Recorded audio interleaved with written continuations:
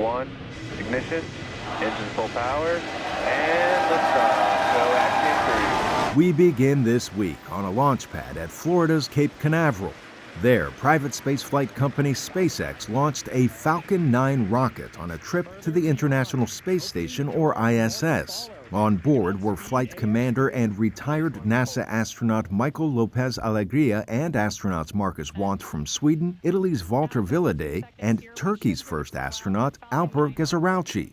The four flew as part of the latest commercial mission from Texas startup Axiom Space. SpaceX's autonomous Crew Dragon capsule did the heavy lifting of guiding the crew to the ISS. Axiom typically charges about $55 million per seat on these trips. This was the company's first mission where everyone on board had a military flight background and represented a home nation, as opposed to Axiom's prior two missions where business people paid their own way.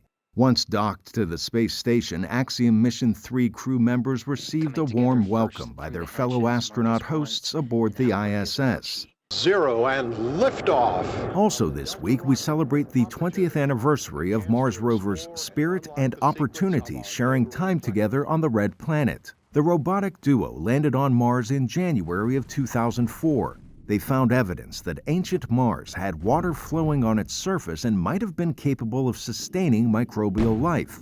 More on that in a bit. NASA planned the mission for 90 Mars days, which are about 35 to 40 minutes longer than on Earth. But the dynamic duo outlasted that by years. Spirit stayed in touch with the space agency until 2010, and Opportunity kept on trucking through summer 2018. NASA still has rovers Curiosity and Perseverance roaming the Martian surface. Finally this week, that Mars water we promised to discuss. Scientists say Europe's Mars Express orbiter may have spotted a whole lot of it frozen under the Martian surface. Its location on Mars's equator, not the polar ice caps like on Earth, is as much a surprise as the discovery itself. We don't expect to see a polar ice cap at the equator. It's as ludicrous on Mars as it would be on Earth, but that's what the data are telling us, saying it does look like that.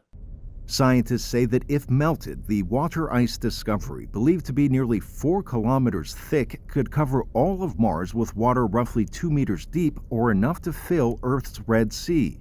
But scientists add at a depth of roughly 300 meters, it likely won't be that useful for space explorers looking for water away from our home planet. Arash Arabasadi, VOA News.